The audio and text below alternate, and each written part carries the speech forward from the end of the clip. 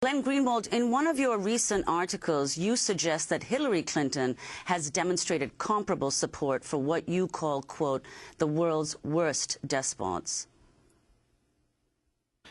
Well, two things. That article that I wrote about Hillary Clinton grew out of the debate where she attacked Bernie Sanders for comments he made in the 1980s. In which he said positive things both about Fidel Castro and also the Sandinista government in Nicaragua. And she very self-righteously said, how could you possibly praise a government that is oppressive and tyrannical? And yet, if you look at Hillary Clinton's record, not in the 1980s, but far more recently, in the last 5 to 6 years, she has embraced and expressed extreme levels of support for some of the world's most brutal and horrific dictators. She called President Mubarak of Egypt a close personal friend of her family and expressed all kinds of support for him at the time that the government of which she was a part was arming and funding him.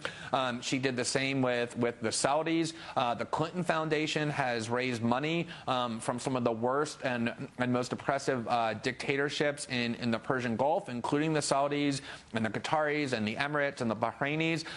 Hillary Clinton, essentially, her record has been one of embracing and supporting in all kinds of ways the world's worst tyrants. The other aspect that I would add is that not just those Persian Gulf regimes, but one of the things that Hillary Clinton has done with very little notice has been to make a central part of her campaign embracing not just the right-wing Israeli government, but Prime Minister Benjamin Netanyahu himself. She's written op-eds in Jewish journals and in the Forward talking about the need to get even closer to Israel, if you can imagine that. And then the speech she just gave to AIPAC was about the most disgustingly militaristic, hawkish, pro-Israel speech I think that you could ever possibly hear without the slightest even pretense of concern for people in Palestine or in Libya, where she supported a war that has caused great instability, or in Iraq, where she supported a war that has imposed huge amounts of